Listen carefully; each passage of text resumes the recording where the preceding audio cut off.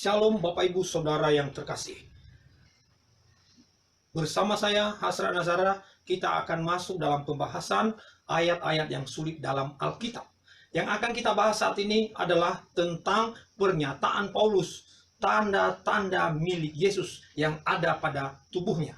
Nah, saya akan bacakan ayatnya bagi kita. Galatia pasal 6 ayat yang ke-17, demikian firman Tuhan. Selanjutnya, janganlah ada orang yang menyusahkan aku, karena pada tubuhku ada tanda-tanda milik Yesus. Nah, yang menjadi pembahasan kita adalah pernyataannya bahwa pada tubuhnya Paulus yang berkata demikian ada tanda-tanda milik Yesus. Terus kita mulai bertanya, yang dia maksud dengan tanda-tanda milik Yesus pada tubuhnya itu apa? Apakah itu tanda lahir yang menunjukkan suatu saat dia akan menjadi milik Yesus? Ataukah ini berupa jimat yang ditanam dalam salah satu tubuhnya? Atau juga berupa tato? Atau itukah yang disebutkannya dalam bagian lain sebagai duri dalam daging? Apa itu tanda-tanda? Nah, untuk mengerti prinsip ini, kita menafsirkan Alkitab dengan prinsip-prinsip hermeneutika yang alkitabiah. Apa itu hermeneutika? Secara umum, hermeneutika adalah ilmu tafsir yang berusaha memahami pesan yang disampaikan oleh yang superior kepada manusia. Yang superior itu misalnya dewa, Allah, ilah, dan sesembahan lain. Jadi ilmu ini dilatar belakangi oleh usaha untuk menerima dan memahami pesan dewa Hermes kepada manusia dalam sejarah Yunani kuno. Dalam ilmu teologi, hermeneutika adalah ilmu tafsir Alkitab. Jadi hermeneutika yang alkitabiah adalah ilmu atau usaha-usaha untuk memahami pesan Alkitab, untuk menafsirkan Alkitab sesuai dengan prinsip-prinsip Alkitab itu sendiri.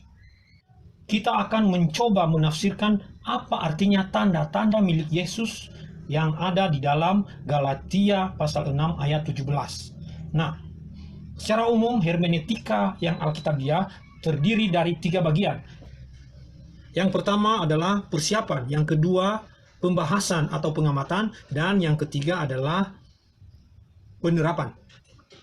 Di dalam bagian pertama persiapan, termasuk doa, termasuk usaha-usaha untuk mengumpulkan data yang nantinya bisa memberikan informasi pada pembahasan atau pengamatan. Nah, bagian kedua pengamatan itu ada banyak bagian, tetapi kita akan membahas 5 yang inti-inti di dalam pembahasan atau analisa itu atau pengamatan itu. Yang pertama adalah analisa kontekstual.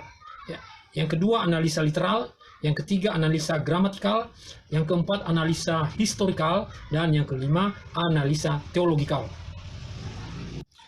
Nah, karena kita baru pemula, kita akan membahas mengamati 3 bagian dari pengamatan ini, yaitu analisa kontekstual, analisa literal, dan analisa gramatikal atau juga mungkin nanti historikalnya.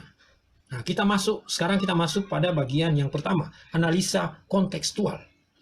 Di dalam analisa kontekstual ada konteks dekat dan ada konteks jauh. Nah, kita bisa melihat beberapa ayat sebelum ayat itu dimunculkan. Kita melihat di dalam ayat 12 ya. Di situ ada kata sunat ayat 12 dan 15. Ada juga kata salib di dalam ayat 14.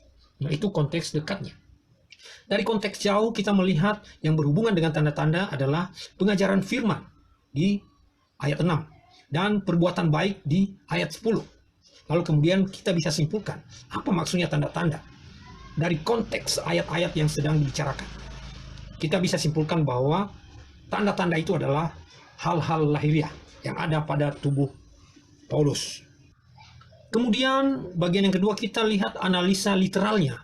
Kita coba pahami apa arti dari kata-kata yang disebut dengan tanda. Tanda. Secara umum dalam Kamus Besar Bahasa Indonesia, tanda adalah yang menjadi alamat atau yang menyatakan sesuatu. Tanda juga adalah gejala. Tanda adalah bukti. Bisa juga sebagai pengenal atau lambang. Dan bisa sebagai petunjuk. Menurut Kamus Yunani, kata tanda diterjemahkan dari kata Yunani stigmata. Stigmata yang artinya merk atau brand ya, menurut Gingrich Lexicon. Jadi kesimpulannya bahwa tanda-tanda berhubungan dengan petunjuk-petunjuk lahiriah. Nah, sekarang kita mau lihat di dalam konteks gramatikalnya. Nah, ini mungkin layaknya dikonsumsi oleh teman-teman teologi, teman-teman yang pernah belajar teologi, atau mereka-mereka yang mengerti tentang diagram dalam tata bahasa. Nah, kita melihat di sini cukup menarik bahwa kalimat utamanya sebenarnya di dalam bagian kedua, ego bastazo ta stigmata. Jadi aku membawa atau memikul tanda-tanda. Jadi itu kalimat utamanya. Jadi soal pada tubuhku, soal milik Yesus, itu adalah kata-kata penjelas. Jadi menarik di sini bahwa milik Kristus menunjukkan kepemilikan tanda-tanda. Sedangkan tubuh adalah bukan tempat tanda-tanda. Ya, menurut diagram ini. Melainkan bahwa tubuh itu tempat untuk menanggung atau membawa tanda-tanda itu.